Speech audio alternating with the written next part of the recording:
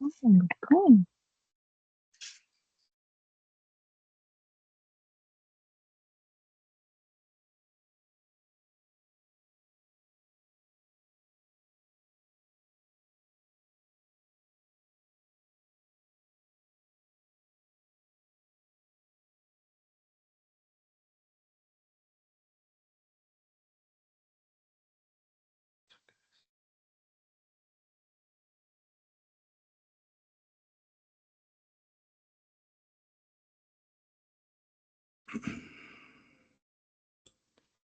Buenos días con todos. ¿Se me escucha bien?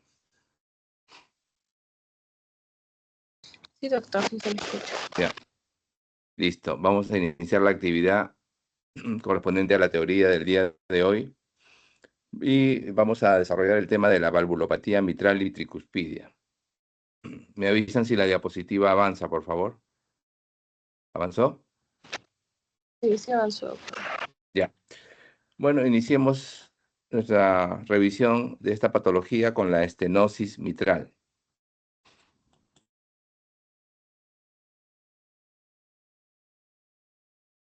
Bueno, por definición, entonces la estenosis mitral resulta de una alteración en la anatomía valvular que impide el flujo normal de sangre, el flujo de entrada de sangre desde la aurícula izquierda hacia el ventrículo izquierdo a nivel de la válvula mitral.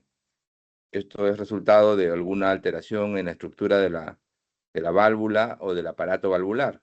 El aparato valvular está configurado no solamente por las propias válvulas, sino también hay otras estructuras que pueden comprometer su función.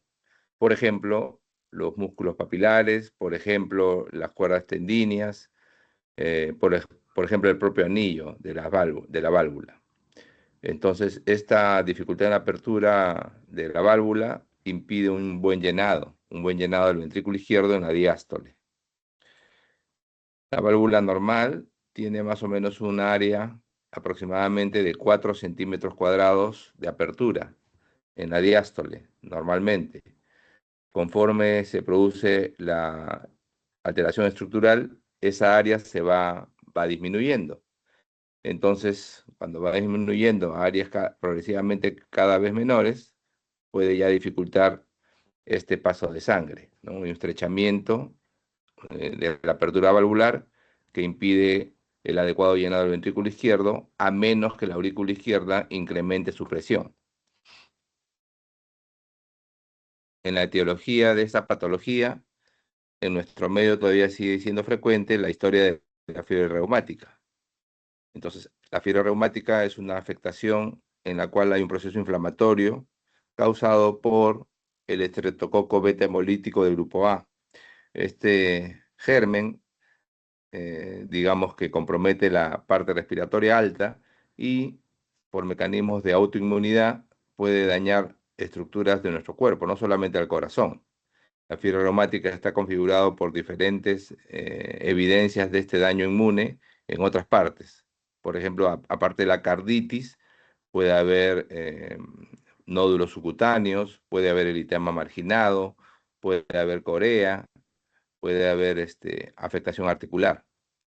Entonces, la fiebre reumática afecta múltiples, digamos, partes de nuestro cuerpo, pero lo que nos interesa es la afectación, en este caso, cardiovascular. La afectación cardíaca, la inflamación del corazón puede causar en su evolución fibrosis, calcificación, acortamiento de las cuerdas que causan esta patología. También puede ser congénita, pero es rara, y como la etiología congénita evidentemente afecta a la primera parte de la vida, es común en lactantes y niños, evidentemente es donde más lo vamos a notar. Otra causa, endocarditis infecciosa.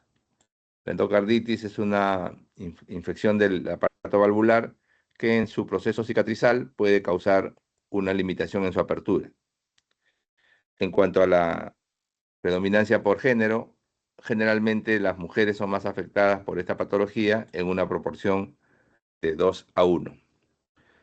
Esas son las causas más frecuentes como etiología de la estenosis mitral, pero hay otras causas también que hay que resaltar. La presencia de un tumor en la aurícula, un mixoma, por ejemplo, puede también causar alteración en el llenado del ventrículo izquierdo. O sea, la válvula está bien, pero el mixoma, el tumor, ocupa espacio. Entonces, al momento de llenar el ventrículo, el mixoma trata pues de meterse al ventrículo y obstruye la entrada. También puede haber un trombo en la válvula, por mecanismo también de ocupar espacio, impide su apertura adecuada. Mucopolisacaridosis, calcificación del anillo valvular y colagenopatías son otras alteraciones que son menos frecuentes, pero pueden causar también estenosis mitral. Entonces revisemos un poco cómo es el proceso de la fisiopatología. La válvula mitral está ubicada anatómicamente en el lado izquierdo y digamos que limita o regula el llenado ventricular izquierdo.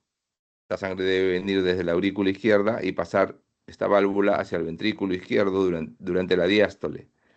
Y aquí, si está afectada esta válvula, engrosamiento de los velos, como figura en nuestra diapositiva, acortamiento y fusión de cuerdas, lo que va a pasar es que no va a poder libremente la sangre pasar hacia el ventrículo en el llenado. Entonces el ventrículo puede tener un tamaño reducido porque no llena adecuadamente.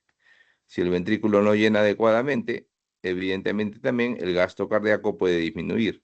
El gasto cardíaco depende del volumen que el ventrículo izquierdo eyecta, ¿no? Si el ventrículo se llena poco, también puede eyectar poco y el gasto también puede disminuir. Esta alteración en el llenado hace que la aurícula izquierda comience a dilatarse, comience a tener dilatación y incremento de la presión en la aurícula. Entonces la sangre que no puede atravesar hacia el ventrículo está en un proceso de estasis, o sea, no circula bien, por eso ahí ven en la diapositiva que hay como unas volutas de humo dentro de la aurícula izquierda, y eso favorece la trombosis, o sea, la sangre que no circula tiende a coagular. Y donde se forman mayormente estos trombos es a nivel del apéndice auricular, la orejuela que llaman, de la aurícula izquierda. Em, Todo esto repercute hacia atrás, o sea, si hay un aumento de la presión en la aurícula izquierda, la sangre que viene de los pulmones a través de las venas pulmonares va a tener que enfrentar ese incremento de la presión. Y eso incrementa la presión de la circulación pulmonar. O sea, hay hipertensión pulmonar que retrógradamente compromete al ventrículo derecho. El ventrículo derecho, eh, al, digamos, tener que trabajar con mayor intensidad por el aumento de la presión, va a hipertrofiarse. El ventrículo derecho va a estar un poco hipertrofiado. Esto causa que la aurícula derecha también tenga dificultad para llenar el ventrículo derecho. O sea, lo que empezó como una patología en el lado izquierdo, como ven aquí, termina afectando también el lado derecho. Inclusive puede generar dilatación del anillo de la válvula tricúspide y causar insuficiencia. Esto, bueno, hay elevación de presiones evidentemente en el lado derecho y causa también signos o datos de falla cardíaca derecha. No es raro ver que en los pacientes con alteración de la válvula mitral también esté comprometida, si la causa es reumática, la válvula aórtica. Y eso se llama la enfermedad mitroaórtica. La estenosis mitral, por lo tanto, es una patología en la cual el problema fundamental es el llenado diastólico del ventrículo izquierdo, con incremento de la presión auricular izquierda que retrógradamente afecta el lado derecho. Entonces hay una presión venosa pulmonar elevada, una presión en la aurícula izquierda elevada, frecuentemente puede aparecer alteraciones del ritmo, fibrilación auricular y la complicación más temida de esta patología es esos coágulos que les expliqué que se forma dentro de la aurícula con una trombosis. Estos trombos que están aquí pueden desprenderse, pasar al ventrículo izquierdo y por la aorta llegar a cualquier órgano de la economía, causando, por ejemplo, accidente cerebrovascular. Y retrógradamente, bueno, la congestión pulmonar explica la disnea que se presenta en esta patología. La presión elevada en la parte venosa pulmonar puede romper las venas varicosas endobronquiales, causando hemoptisis. Y hacia atrás, comprometer también, como decía, la presión elevada al ventrículo derecho, que se hipertrofia, se dilata, ¿no? Y causa también, o evidencia en su evolución falla en su función, causando pues los datos de falla derecha, ¿no? Hepatomegalia, citis, edema periférico, ingurgitación yugular. ¿Cómo valoramos la gravedad de esta patología? Bueno, va a depender de la historia natural de la enfermedad, su evolución y el compromiso hemodinámico que se puede valorar por la ecocardiografía. La ecocardiografía es la técnica de elección. La ecocardiografía nos permite valorar qué tan severa es la obstrucción que se presenta en la válvula mitral y qué compromiso tiene o qué afectación tiene en la parte hemodinámica. Por ejemplo, puede uno, a través de la ecografía, calcular el área de la válvula. Se dice que la estenosis mitral es leve si el área valvular es mayor de 1.5 centímetros cuadrados, si el gradiente medio es menos de 5 milímetros de mercurio y si la presión sistólica en la arteria pulmonar es menos de 30 milímetros de mercurio. ¿A qué le llamamos gradiente medio? Es la diferencia de las presiones que hay en esta fase, en la fase diastólica, entre la aurícula izquierda y el ventrículo izquierdo. Mientras más elevado sea el gradiente, significa que más dificultad tiene la aurícula izquierda para llenar su ventrículo. La presión sistólica en arteria pulmonar normalmente es de 25 milímetros o menos. Eso es lo normal. En el caso de un paciente con estenosis mitral, esta presión en arteria pulmonar va a elevarse, ¿no? Pero en el caso de las leves todavía está menos de 30. Si pasamos a una estenosis moderada, el área se comienza a reducir. Vean que el área que estaba en leve en 1.5 pasa a estar entre 1 a 1.5. La gradiente también comienza a elevarse. Ya no está en menos de 5, puede estar entre 5 y 10, y la presión sistólica en arteria pulmonar puede llegar a los 30 o 50 milímetros de mercurio. Finalmente, la estenosis mitral severa, el área está sumamente reducida, menos de 1 centímetro cuadrado de apertura, la gradiente entre aurículo y ventrículo supera los 10 milímetros de mercurio, y la presión sistólica en pulmonar puede ser mayor a 50 milímetros de mercurio. En la clínica, ¿qué vamos a ver en la clínica? Bueno, hay que ver los antecedentes de fiebre reumática, que hemos explicado, que en nuestro medio sigue siendo causa muy común. Entonces le preguntaremos si de joven, de niño, ha tenido problemas recurrentes de la parte respiratoria alta, ¿no? Y si ha tenido algún dato que pueda representar los compromisos que les expliqué, no solamente pueden ser del corazón, ¿no? Le preguntaremos si tiene o ha tenido antecedentes de poliartralgias, migratorias, si ha tenido nódulos, si ha tenido eritema, bueno, o corea. Fatiga y astenia se explica por el hecho que, como expliqué, el llenado del ventrículo se comienza a comprometer, llena menos su ventrículo izquierdo y por lo tanto el gasto cardíaco puede disminuir.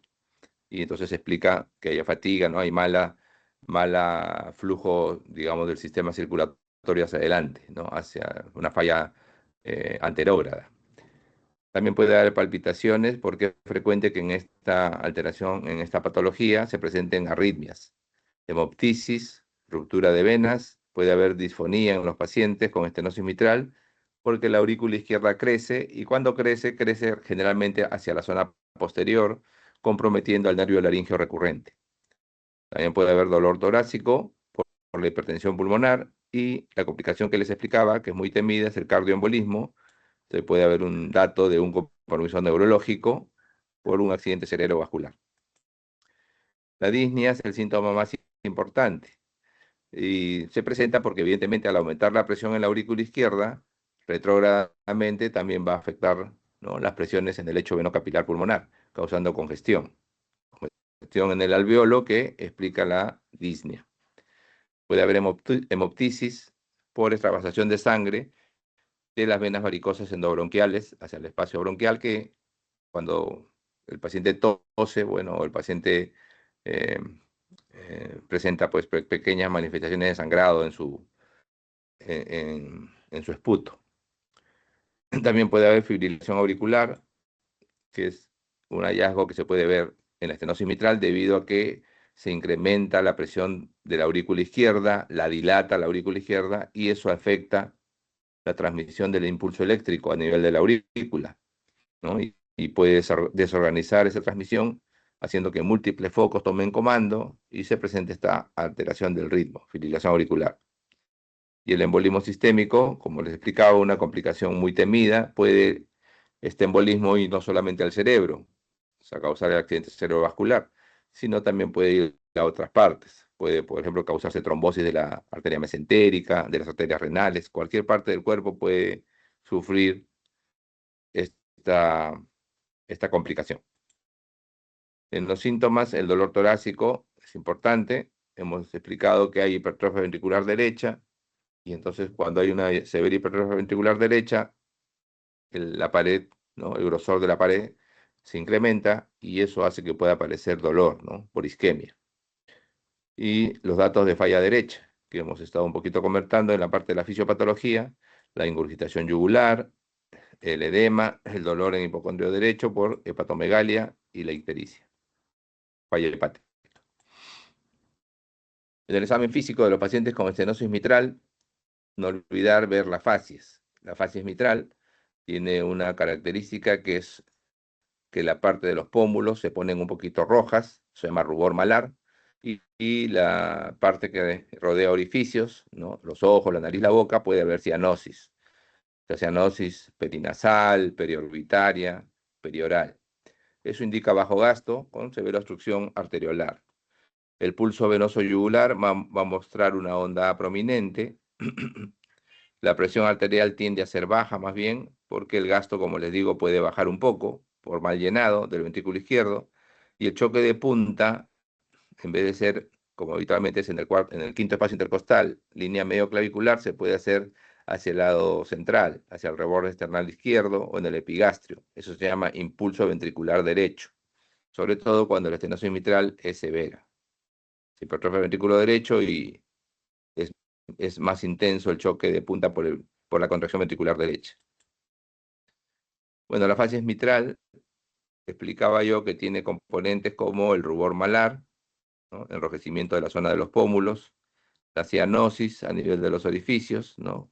Color azulado ahí, periorbitario, y de fondo, si notan, hay una cierta palidez. Entonces, la fascia mitral tiene como una fascia de tres colores: el azul, el rojo y el blanco, ¿no? Como la bandera francesa. Fascia mitral. En la palpación, en estos pacientes puedes notar un frémito diastólico en el ápex. El frémito no es otra cosa más que la evidencia de las vibraciones que se producen por la alteración valvular a nivel de la pared torácica, ¿no? Uno pone la mano y siente esa vibración. Eso se llama frémito. Y la exploración física característica de la estenosis mitral tiene cuatro componentes. ¿Ya? El primer componente es el primer ruido aumentado. El primer ruido se incrementa. ¿Por qué se incrementa el primer ruido? El primer ruido se incrementa porque al aumentar la presión en la aurícula izquierda, el ventrículo izquierdo tiene que hacer más presión para poder cerrarlo. Normalmente, ¿no?, la válvula mitral se cierra cuando el ventrículo izquierdo supera en presión, ¿no?, a la aurícula izquierda, cerrando la válvula. Pero si la presión de la aurícula aquí está incrementada, el ventrículo tiene que llegar a niveles de presión más altas para poder cerrar la válvula. Y entonces es como que tiramos la puerta con fuerza, ¿no? Como que cerramos una puerta con mucha fuerza. Entonces el primer ruido se puede incrementar.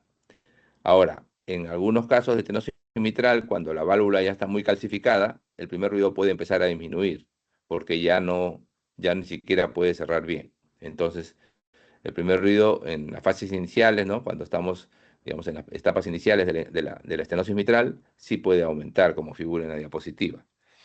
Segundo componente importante es el chasquido de apertura. Entonces, el chasquido de apertura es el segundo componente importante. El chasquido de apertura se produce normalmente cuando las válvulas de nuestro corazón se abren, no se escuchan. Escuchamos los cierres, ¿no? Primer ruido, cierre de las válvulas auriculoventriculares, mitral y tricuspidia.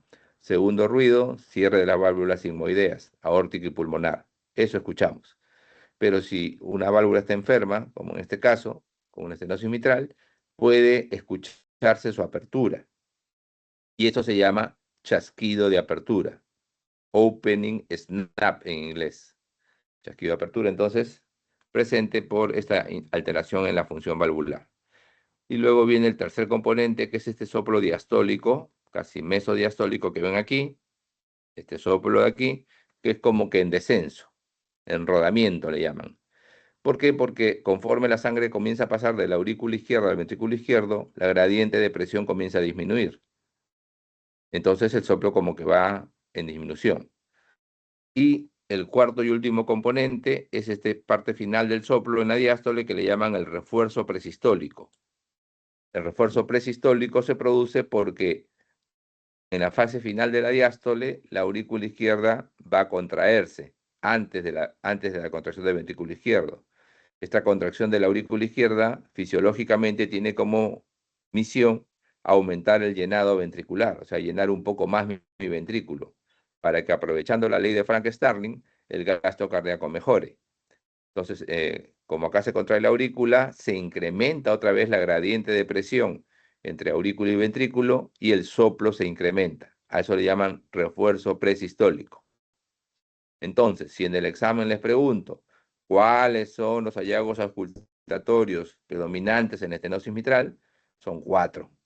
El primer ruido aumentado, el chasquido de apertura, el soplo diastólico, mesodiastólico en rodamiento y el refuerzo presistólico. ¿Ya? Este soplo, estos hallazgos en la exploración física se escuchan habitualmente en el foco mitral, que es el ápex, ¿no? Donde está el choque de punta, pero pueden irradiarse hacia la axila, hacia el reborde esternal izquierdo, o sea, pueden irradiarse hacia otras partes.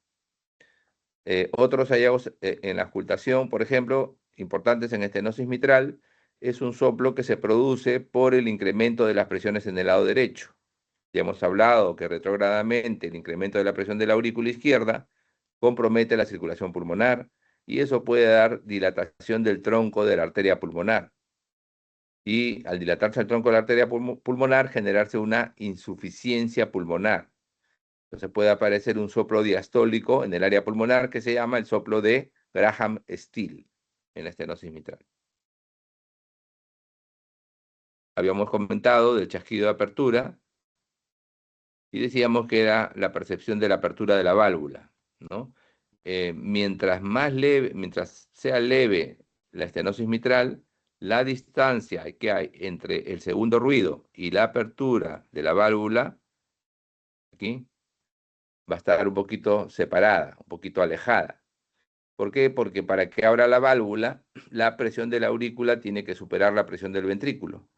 Entonces, si la estenosis mitral es leve, la presión de la aurícula izquierda, digamos que demora en aperturar la válvula. No está muy elevada la presión en la aurícula y la válvula, bueno, en el ciclo diastólico se abre un poquito más tardíamente que el segundo ruido. Pero mientras se incremente ya la patología, la severidad de la patología, o sea, pasemos a una estenosis mitral moderada o severa, el chasquido de apertura se va a comenzar a pegar al segundo ruido, se van a progresivamente disminuir las distancias. ¿Por qué? Porque la presión de la aurícula izquierda comienza a incrementarse más, y mientras más alta esté la presión en la aurícula izquierda, más rápido va a aperturar la válvula. Entonces, una forma clínica de valorar la severidad de la estenosis mitral es ver o calcular qué tan cercano está el chasquido de apertura al segundo ruido. Mientras más cercano esté, más severa la estenosis. En la placa de tórax, como explicábamos, el ventrículo izquierdo no está muy crecido. El ventrículo izquierdo crece hacia abajo y hacia afuera, pero está contenido porque no se llena mucho el ventrículo, la verdad. O sea, el ventrículo izquierdo acá es un invitado de piedra porque no participa mucho en el problema. Es hacia atrás que es el problema. O sea, participa en el sentido que no lo llenan bien, pero la carga hemodinámica está en la aurícula izquierda, en la aurícula derecha, en el ventrículo derecho. Y aquí en la placa lo podemos ver. Se ve en las flechas blancas la congestión de los cilios pulmonares y aquí notamos cómo el borde derecho se dilata. O sea, todo crece en las cavidades derechas, crece la aurícula derecha, crece el ventrículo derecho. En la placa de tórax, si lo hacemos con un contraste a nivel del esófago, o sea, le damos vario al paciente y tomamos una placa lateral, vamos a notar cómo la aurícula izquierda, LA, acá en esta imagen, LA, crece hacia atrás, hacia la columna vertebral. Entonces, la aurícula izquierda, al crecer hacia atrás, comprime el esófago. Como ven ahí, la columna varietada en el esófago se va estrechando. y eso muchas veces clínicamente se manifiesta con una dificultad que tienen los pacientes para poderse nutrir. Entonces el paciente a veces comienza a bajar de peso porque se llena con poquito, porque no puede deglutir bien. Además, este crecimiento de la aurícula izquierda hacia la parte posterior, comprometiendo las estructuras que están ahí, puede también comprimir el nervio laringio recurrente. Entonces el paciente puede comenzar a tener alteraciones en la voz, una disfonía, ¿no? La voz apagada, ronquita, por este compromiso del nervio laringio recurrente. Le cambia la voz al paciente. En el electrocardiograma, los hallazgos comunes son dilatación de la aurícula izquierda, que se ve a través de la onda P. La onda P del electrocardiograma representa la despolarización auricular. Entonces la onda P se hace como una M. A eso le llaman onda P mitral, como una letra M. Luego, hipertrofia ventriculo derecho, porque ya hemos explicado que el ventrículo derecho va a soportar presiones cada vez más altas. Eso se ve en esta derivación del electrocardiograma que se llama V1. V1 normalmente, esta derivación de aquí, normalmente muestra esta espiguita, ¿no? Se llama el complejo QRS hacia abajo. Lo normal es que sea para abajo, pero aquí puede hacerse para arriba, indicando la hipertrofia del ventrículo derecho. Y finalmente en el electro podemos ver arritmias. La más peligrosa, la fibrilación auricular. El examen de elección es la ecocardiografía. Entonces, la ecocardiografía nos permite visualizar directamente la válvula, ver cómo está la estructura del aparato valvular, ver cuál es el mecanismo primario de la lesión y ver si la podemos reparar quirúrgicamente, ¿no? O de alguna manera para aliviar al paciente. Entonces, en esta vista, la primera que ven acá en la diapositiva se llama la paraesternal de eje largo. Pueden ver aquí LA, la aurícula izquierda, left atrium, aurícula izquierda, AO, aorta. Lo habitual es que el diámetro que se mide aquí en esta imagen, en esta vista, de la vista paraesternal, la aurícula izquierda tenga un diámetro similar al de la aorta, al diámetro de la aorta. Pero como ven aquí, debido a la dificultad en la apertura de la válvula mitral, la aurícula se ha dilatado. Y ven ustedes que el diámetro de la aurícula es mucho mayor que el de la aorta. Eso ya les hace ver alguna patología. Además, donde está la flecha blanca, ven el velo anterior de la válvula mitral, que normalmente debería pegarse al septum. Aquí está el septum interventricular. Entonces la válvula mitral debería avanzar hasta casi el septum.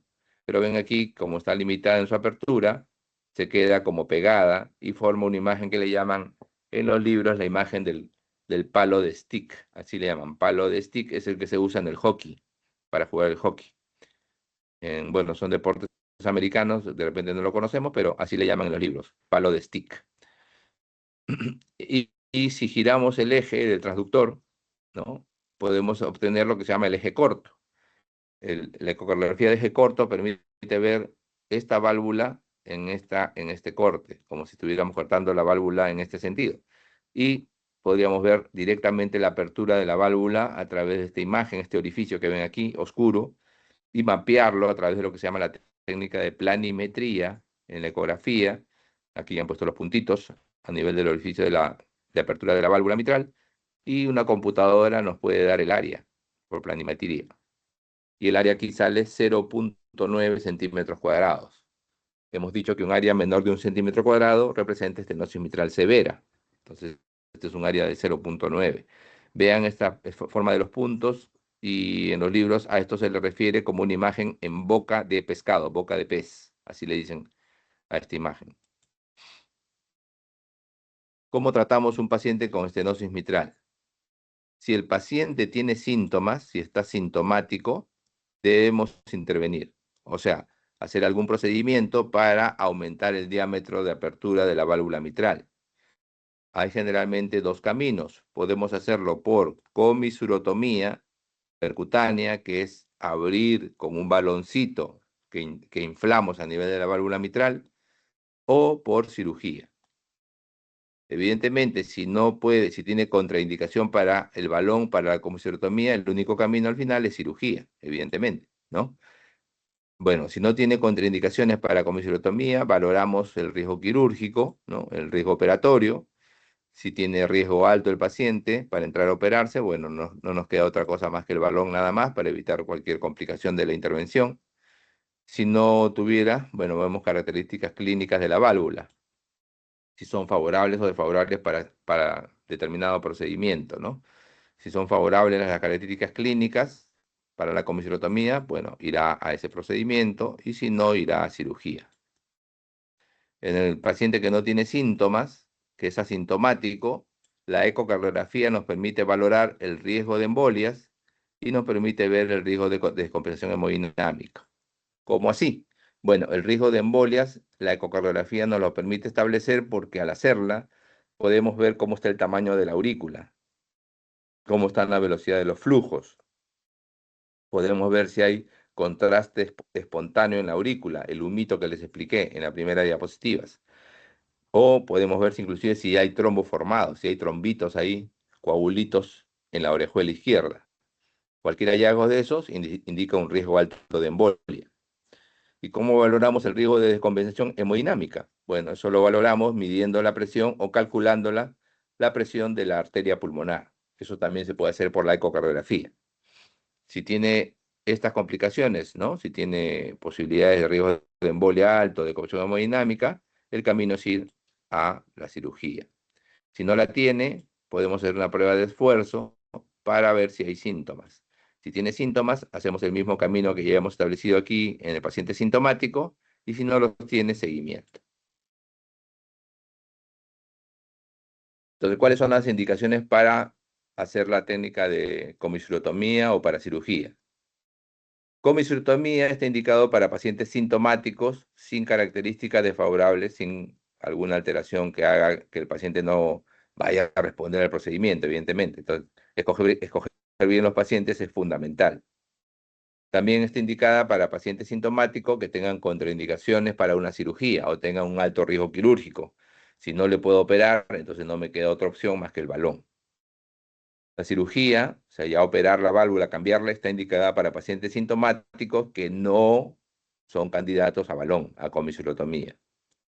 También puede considerarse comisurotomía para pacientes asintomáticos, o sea, pacientes que no tienen síntomas, que puedan tolerar o soportar esta indicación y que tengan riesgo tromboembólico alto o alto riesgo de alteración hemodinámica, de descompresión hemodinámica.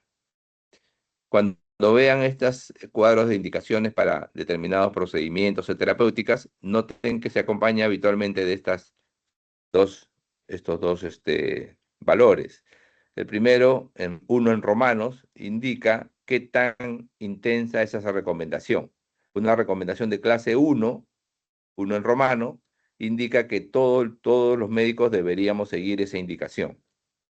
O sea, está soportada esa indicación, ¿no? Tiene buen valor, indicación de clase 1. Y la letra A, B, C significa qué nivel de evidencia tiene esta recomendación. Nivel de evidencia A son, estas recomendaciones se han probado en estudios muy grandes, con miles de pacientes, multicéntricos, doble ciego, o sea, tienen un soporte científico muy fuerte. Las indicaciones de clase B tienen también estudios que los respaldan, pero de menos peso, ¿no? En vez de ser miles de pacientes, pues solamente unas decenas o cientos de pacientes, no son multicéntricos, digamos, son de menor calidad. Y cada vez que bajamos más, ¿no es cierto? Si pasamos a una recomendación de clase 2, por ejemplo, como aquí, esta recomendación de clase 2, ya indica que la recomendación es no mandatoria, o sea, el médico puede valorar, digamos, si tiene otros caminos, y generalmente a las recomendaciones de clase 2 las acompañan de una letra pequeña, 2A en este caso, que indica qué tan importante es seguirla, ¿no? 2A es una recomendación bastante todavía fuerte, ¿no? Recomendación 2A es importante, 2A. Para el balón, para la comisurotomía, puede haber algunas las características que hagan no recomendables usar esta técnica de balón para abrir la válvula mitral. Por ejemplo, si el paciente tiene una edad avanzada, si tiene una historia ya de un balón previo, si tiene una insuficiencia cardíaca de grado avanzado, o una arritmia severa como una fibrilación, o la hipertensión pulmonar es grave. En ese caso no conviene hacer balón, si tuviéramos esas características clínicas. Y en las características anatómicas que contraindican, perdón, que hacen desfavorable la comissurotomía, está las escalas de ecocardiografía de Wilkins o Cormier que indiquen calcificación. Si la válvula mitral está calcificada, difícilmente va a responder al balón, a la comissurotomía. Entonces, ahí preferiblemente usar un método quirúrgico. También está desfavorable si el área valvular mitral es muy pequeña o si hay una insuficiencia tricuspidea grave que acompaña la patología. Inclusive puede haber hasta contraindicaciones para el balón. Si el área de válvula mitral es mayor de 1,5 centímetros cuadrados, si hay trombo en la aurícula izquierda, si hay una insuficiencia mitral concomitante mayor que leve, si hay una calcificación grave, si hay una valvulopatía aórtica grave concomitante o una alteración de la válvula tricúspide concomitante, entonces no optar por la comissurotomía, sino por técnica quirúrgica. También hay contraindicación si se presenta en el paciente que tenga una enfermedad arterial coronaria concomitante que requiere bypass o una cirugía. ¿Cómo es el tratamiento médico de estos pacientes con estenosis mitral? Podemos utilizar diuréticos, bloqueadores beta-adrenérgicos, digitálicos o bloqueadores de canales de calcio. ¿Qué tienen en común estos grupos de medicamentos? Que son medicamentos que tienden a disminuir la frecuencia cardíaca. ¿Por qué es importante disminuir la frecuencia cardíaca en pacientes con estenosis mitral? Porque la patología lo que dificulta es el llenado diastólico, o sea, es llenado del ventrículo. Si la frecuencia es alta, el tiempo para que el ventrículo se llene va a disminuir. Recuerden que en un ciclo cardíaco normal, con frecuencia cardíaca normal, la diástole ocupa más espacio, más tiempo que la sístole. Entonces, si tú tienes un paciente que está muy taquicárdico, con frecuencias muy altas, el llenado se va a comprometer. Entonces, te conviene que la frecuencia cardíaca sea un poco menor. Por eso usas medicamentos que regulan frecuencia, bloqueadores beta, la digital, el bloqueador de canales de calcio que bajan la frecuencia cardíaca. También considerar la principal complicación que hemos dicho que es el cardioembolismo. Entonces, la formación de coágulos, de trombos en la aurícula izquierda debe ser una prioridad para nosotros evitarla, evitar que se formen coágulos. Entonces usamos anticoagulación, anticoagulamos al paciente. Generalmente usamos medicamentos que afectan lo que se llama el índice normalizado internacional para el tiempo de protrombina. Eso se llama el INR. Y mantenemos un valor entre 2 y 3. No nos conviene que esté sobre anticoagulado, sino nos conviene que esté anticoagulado en un rango, ¿no? Ese rango que nos da este INR, entre 2 y 3. En pacientes con ritmo sinusal, o sea que no están en arritmia, la anticoagulación oral puede utilizarse si ya ha tenido el paciente antecedente de embolia anteriormente o cuando la ecografía nos muestre riesgo alto de embolia. Trombos en la aurícula izquierda, ¿no? Contraste espontáneo, aurículas izquierdas muy grandes, entonces considera ahí anticoagulación. También es importante que los pacientes con estenosis mitral reumática deban recibir profilaxis antibiótica. Ya hemos dicho que la fisiopatología es infección por estreptococo. Pasamos a la insuficiencia mitral. Aquí el problema es no la apertura, sino el cierre de la válvula. Es una incompetencia de la válvula en su cierre. Y entonces va a permitir que en el momento de la sístole, la sangre regrese desde el ventrículo izquierdo hacia la aurícula izquierda. Normalmente, en una sístole normal, toda la sangre debería ser contraída, al contraerse el ventrículo izquierdo, debería ser expulsada hacia la aorta. Pero aquí regresa sangre hacia la aurícula. La etiología, bueno, cualquier alteración en el aparato valvular, sea en el anillo valvular, sea en los velos valvulares, en las cuerdas tendinosas o en los músculos papilares, puede generar insuficiencia. Y esta se divide en dos grandes grupos. Las que afectan a estos componentes del aparato valvular mitral orgánicamente o las que les afectan funcionalmente.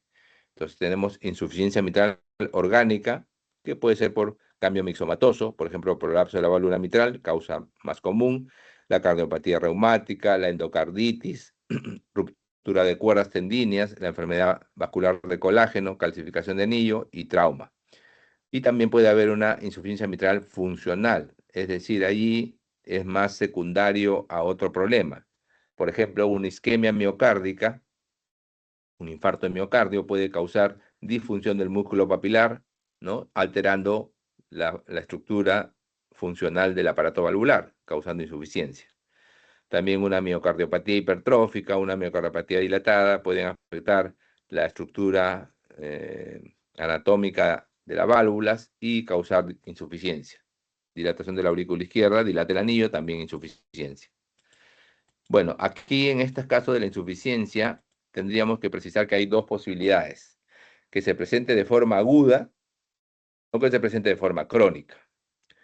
Si se presenta de forma aguda, la causa más frecuente es una ruptura repentina de las cuerdas tendinosas o de los músculos papilares, a consecuencia de un infarto agudo de miocardio. Un infarto agudo de miocardio nos puede dar una insuficiencia mitral aguda. Esto hace una sobrecarga de volumen muy rápida, que va a afectar tanto al ventrículo izquierdo como a la aurícula izquierda. En el ventrículo izquierdo, con cada contracción, la sangre debe ser bombeada hacia la aorta y hacia la aurícula izquierda. Hacia la aorta normalmente debería hacerlo, que es el volumen de eyección efectivo, ¿no? El que va hacia nuestro cuerpo. Ese es el volumen de eyección anterógrado.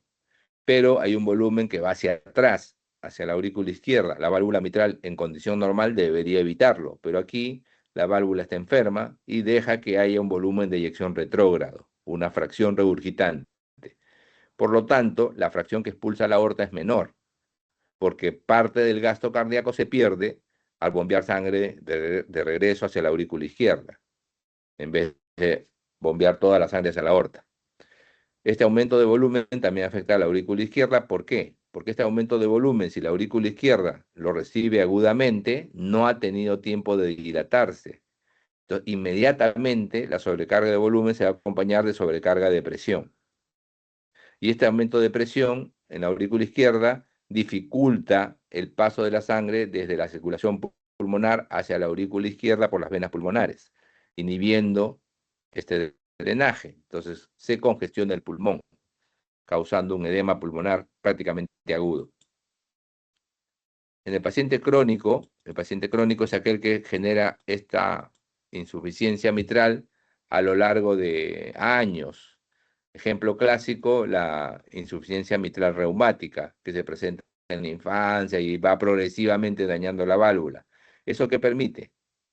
Que se compense esta alteración, esta carga en el corazón y se pueda compensar tanto en el ventrículo izquierdo como en la aurícula izquierda con hipertrofias y dilataciones, como vamos a ver. También se puede llegar a la fase crónica compensada, un paciente que estuvo en fase aguda y fue manejado médicamente, también puede llegar a compensarse. Entonces da tiempo, ¿no? Si lo manejamos bien, da tiempo. ¿A qué? A que el ventrículo izquierdo presente lo que se llama hipertrofia excéntrica. Hipertrofia excéntrica. ¿Qué significa hipertrofia excéntrica? Significa que el grosor de la pared del ventrículo izquierdo se incrementa. Eso se llama hipertrofia. Pero además el radio de la cavidad se incrementa. Aumenta el grosor de la pared y aumenta el tamaño de la cavidad. Por eso se llama hipertrofia excéntrica. Y esto permite adaptarse a la sobrecarga de volumen de la insuficiencia mitral. Es decir, hay un aumento del volumen diastólico, del volumen que el ventrículo es capaz de recibir en diástole, sumado a la hipertrofia. Esto aumenta el gasto, aumenta el volumen de eyección, aumenta el gasto cardíaco.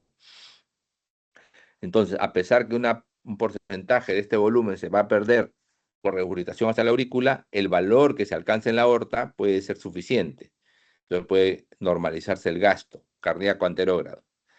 En la aurícula izquierda, la principal adaptación es la dilatación de la aurícula. Esta dilatación de la aurícula permite que disminuya progresivamente las presiones de llenado y mejore el drenaje de las venas pulmonares. Entonces mejoran los datos de congestión pulmonar.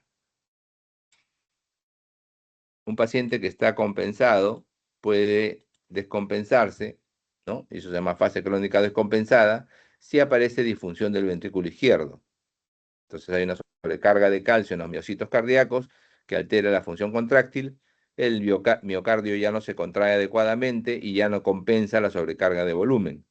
Por lo tanto, disminuye el volumen de eyección hacia la aorta. el volumen hacia la aorta comienza a disminuir, se desarrollan datos de insuficiencia cardíaca, puede dilatarse el ventrículo izquierdo más aún, y eso incrementar la insuficiencia porque se dilata el anillo valvular mitral, se aumenta aún más la insuficiencia mitral. Además, el consumo de oxígeno se puede incrementar porque se aumenta el estrés sobre la pared ventricular, causando isquemia. En el caso del pulso arterial, cuando examinamos el pulso, en la semiología, es de ascenso y descenso rápidos, porque la eyección ventricular se hace breve. ¿Por qué se acorta la eyección ventricular? Porque aquí el ventrículo izquierdo, cuando se contrae, pasa sangre hacia la aurícula izquierda de nuevo y pasa sangre hacia la aorta. Entonces alcanza rápidamente a vaciarse. Entonces el tiempo de eyección ventricular va a disminuir. En el caso del pulso, si aparece además disfunción ventricular, se va a reducir la amplitud del pulso. Y eso se llama pulso Zeller y parvus. Zeller y parvus. En la inspección y palpación del tórax, el latido del ápex, el choque de la punta, es intenso, es amplio y se desplaza hacia afuera de la línea medioclavicular, a diferencia del estenosis mitral, que habíamos mencionado que no dilata tanto al ventrículo izquierdo. Aquí sí el ventrículo izquierdo se va a dilatar y entonces el choque de punta se puede desplazar, ¿no? Normalmente les dije que el choque de punta está ubicado en el quinto espacio intercostal, línea medioclavicular. En este caso puede estar desplazado, ¿no? Por fuera de la línea medioclavicular o más allá del quinto espacio, ¿no? Sexto espacio o séptimo espacio intercostal. El choque de punta es de breve duración porque el tiempo de sístole se hace más breve y puede haber un pseudo Dressler. ¿Por qué? Porque al crecer las cámaras de aurículas, por ejemplo, aurícula izquierda, ventrículo izquierdo, el corazón se desplaza hacia adelante. Recuerden que la posición anatómica de las cámaras izquierdas es en la zona posterior eh, de la parte, digamos, de la estructura anatómica del corazón, está en la parte posterior, y si crecen, desplazan hacia adelante al corazón. Entonces se siente el impulso ventricular derecho. Puede haber una pulsación ahí en el borde parasternal izquierdo. Y un fremeteo sistólico apical. En la auscultación de la insuficiencia mitral, el primer ruido puede ser normal en formas leves y moderadas, pero en las formas graves queda prácticamente oculto por el soplo. Casi el primer ruido en una insuficiencia mitral severa está prácticamente oculto por el intenso soplo sistólico. El segundo ruido puede tener un desdoblamiento, porque se adelanta el cierre aórtico, lo que se traduce en un cierre más precoz del componente aórtico del segundo ruido. El segundo ruido está conformado por el cierre aórtico y pulmonar. Entonces, si se adelanta el cierre aórtico, se separa del cierre pulmonar y el segundo ruido ya no se escucha como un ruido único, sino que se escuchan sus dos componentes. Eso se llama desdoblamiento. También puede aparecer un tercer ruido por el llenado ventricular abrupto en un ventrículo que ya en el ciclo anterior ya estaba previamente lleno, digamos, ¿no? Entonces, el llenado ventricular abrupto en la diástole inicial puede generar este tercer ruido. Y el soplo es característico aquí en la insuficiencia mitral, es un soplo holosistólico, o sea, desde que inicia el primer ruido hasta que viene el segundo ruido, toda la sístole, de tono alto y timbre soplante en el foco mitral con irradiación hacia la axila. En la clínica, bueno, en la insuficiencia mitral aguda y crónica descompensada, fundamentalmente podemos encontrar disnea progresiva, disnea de esfuerzo, disnea paroxística nocturna, ortopnea, si el paciente no tolera el decúbito, puede haber fatiga, edema pulmonar, y en casos que se comprometa rápidamente el aparato valvular por una ruptura del músculo papilar o de las cuerdas tendíneas, como en un infarto agudo de miocardio, puede aparecer colapso, ¿no? Colapso circulatorio con shock. Colapso con shock, o sea, congestión del pulmón, sumado a eso, la hipotensión arterial. Shock cardiogénico se llama eso, que tiene alta mortalidad. Y también ver si se presenta la fibrilación auricular que puede descompensar al paciente. La arritmia puede descompensar al paciente. Más bien en un paciente con una insuficiencia mitral compensada puede estar asintomático. Entonces, en el examen físico, no se olviden la posición de ortopnia. El paciente no tolera el decúbito, está semisentado en la cama, puede estar adelgazado con signos de vasoconstricción, la piel fría, la piel húmeda y signos de bajo débito, o sea, de bajo gasto, ¿no? De bajo llenado. Disnea, taquipnea, taquicardia también son hallazgos frecuentes. En la placa de tórax, aquí sí hay un crecimiento del ventrículo, ¿no? Sí hay un desplazamiento del ventrículo hacia abajo y hacia afuera, ¿no? A diferencia de la estenosis mitral, una placa anterior que les mostré, que el ventrículo es mucho más contenido, aquí sí se dilata. Hay una cardiomegalia a expensas del ventrículo izquierdo. Eso también se ve en el electrocardiograma, que muestra evidencias de crecimiento ventricular izquierdo, sobrecarga también.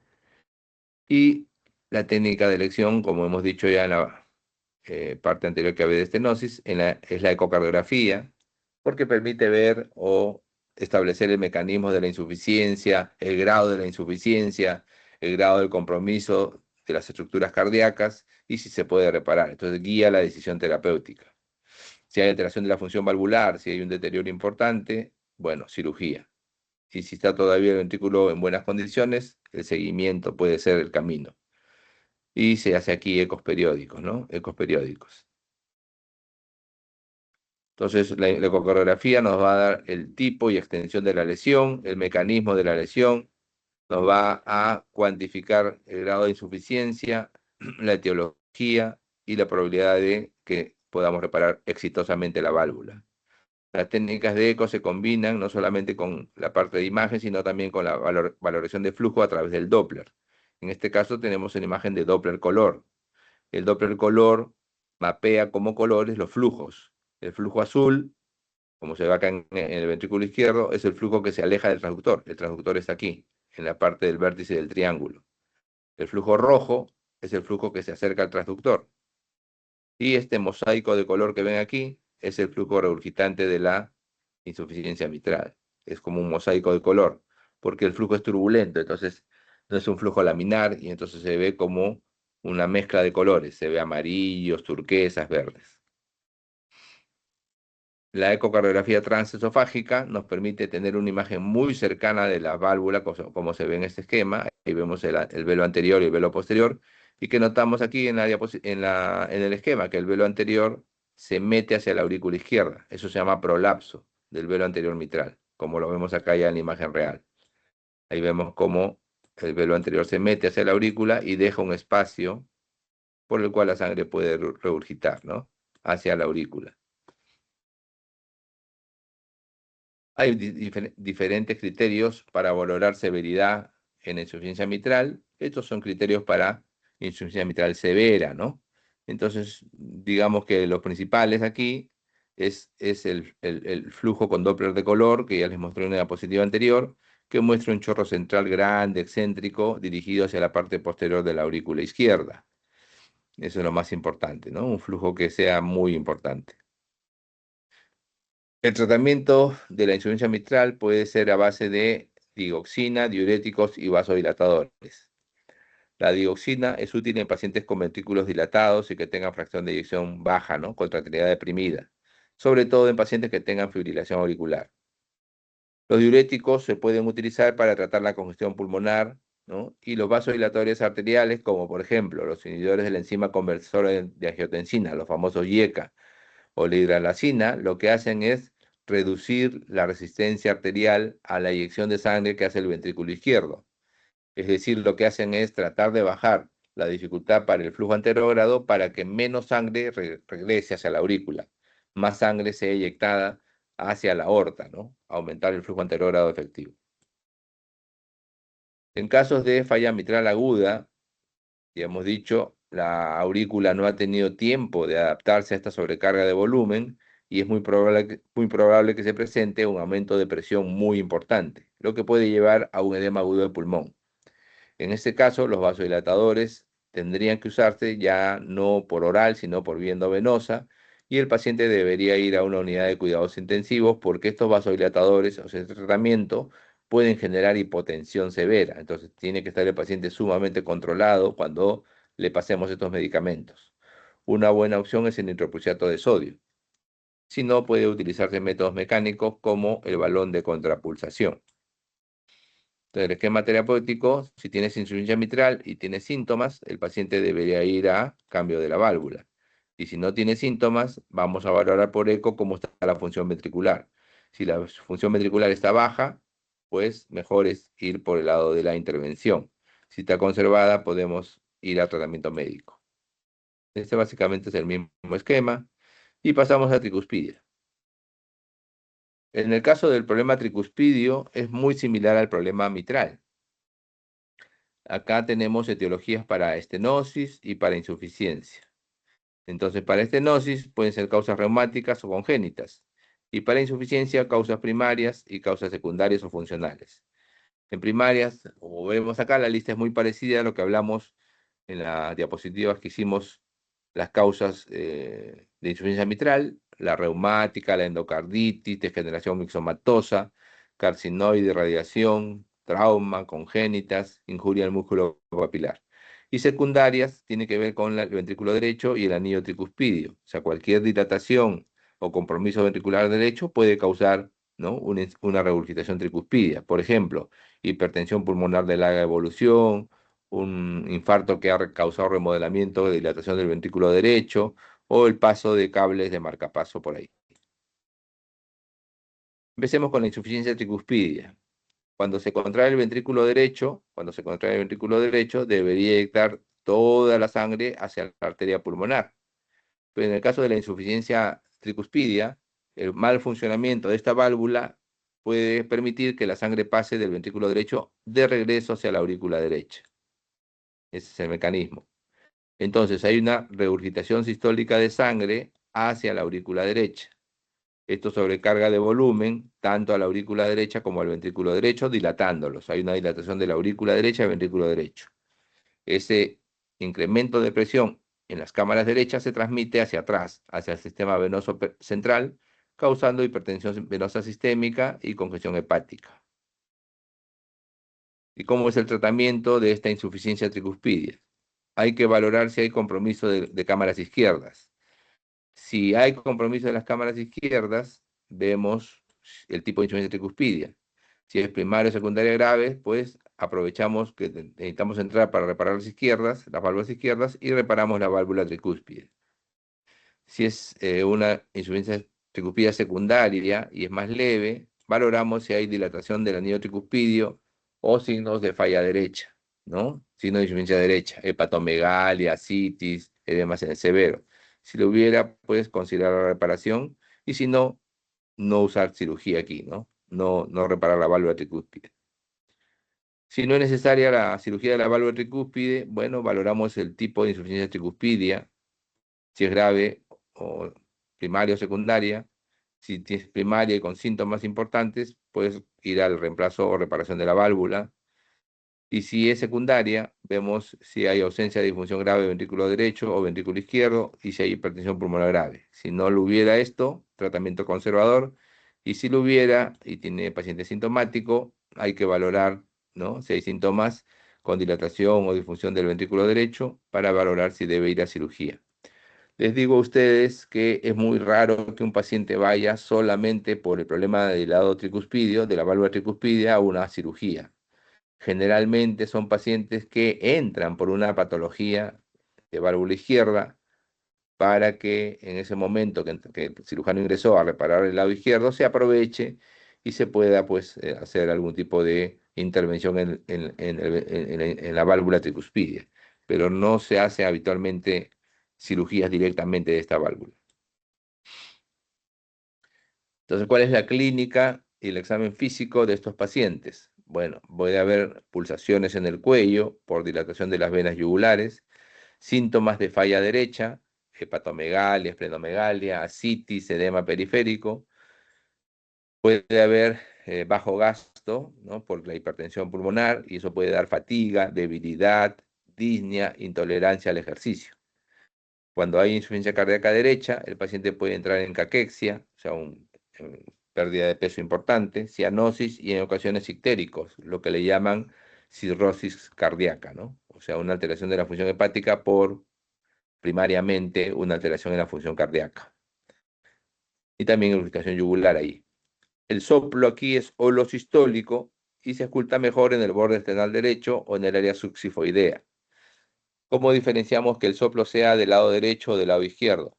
Podemos usar algunas maniobras de la semiología que nos pueden dar información. Una muy útil es la maniobra de Rivero-Carvalho.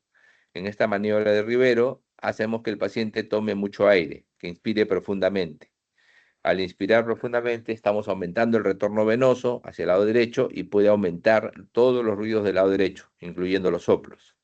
Entonces, si el soplo sistólico o los sistólicos que ocultamos al momento que hacemos que el paciente inspire se incrementa bastante de intensidad, notoriamente nos indica más que el problema es un problema de válvula derecha que de válvula izquierda, ¿no? Nos diferencia una insuficiencia mitral de una tricuspidia. En la estenosis tricuspidia, el problema es la apertura de la válvula. Normalmente la válvula tricuspidia debería abrir en suficiencia como para que la sangre pase de la aurícula derecha al ventrículo derecho en la diástole. Pero aquí la válvula tiene una patología que le estrecha y hace o dificulta ese llenado. Entonces, en la fisiopatología de la estenosis tricuspidia es un obstáculo al vaciamiento de la aurícula derecha, lo que hace que haya un estancamiento de sangre hacia atrás, ¿no? Hacia la aurícula derecha, el sistema venoso sistémico, causando hipertensión portal o hipertensión posthepática. Finalmente, una hipertensión venosa sistémica. ¿Cómo es la clínica aquí? Bueno, puede haber fatigas, signos clínicos de hipertensión venosa. A que estos pacientes con estenosis tricuspidia pueden tener compromiso en el lado izquierdo, ya sea compromiso mitral o aórtico. Y en el examen físico es similar al que hemos estudiado de la estenosis mitral. Estas lesiones en pacientes reumáticos, por ejemplo, pueden estar las dos, coexistir. Y el diagnóstico del lado derecho, a veces debido a que el lado izquierdo generalmente da más evidencias, se pasa por alto a veces. La obstrucción del flujo a través de la tricúspide incrementa la presión de la aurícula derecha y retrógradamente la presión venosa yugular. Lo característico es en las ondas de presión venosa yugular la presencia de una onda A prominente. Acá tenemos las ondas del pulso venoso yugular, la onda A, la onda C y la onda B. En este caso, la onda A, que es la contracción auricular, en la estenosis tricuspidia se hace muy notoriamente alta, ¿no? Esa es una onda A prominente. El chasquido de apertura también puede ubicarse aquí, es posterior al chasquido mitral y se localiza en el borde esternal izquierdo. El soplo aquí es diastólico, de baja de intensidad, en borde esternal izquierdo, o sea, en el foco tricuspidio, que incrementa con la inspiración. ¿Cómo están las recomendaciones en esta patología para su manejo? Bueno, la cirugía está indicada para pacientes sintomáticos con estenosis tricuspidia grave, ¿no? Nivel 1, clase 1 con nivel de evidencia C. La cirugía también está indicada para pacientes con estenosis tricuspidia grave que van a someterse a algún tipo de intervención de un problema en el lado izquierdo, que es la causa más frecuente, ¿no? Como les decía, rara vez intervenimos solamente la válvula tricúspide. En este caso, cuando hay una patología, una estenosis mitral, una estenosis aórtica, un problema de válvula izquierda, pues aprovechamos la cirugía para corregir el problema en el lado derecho.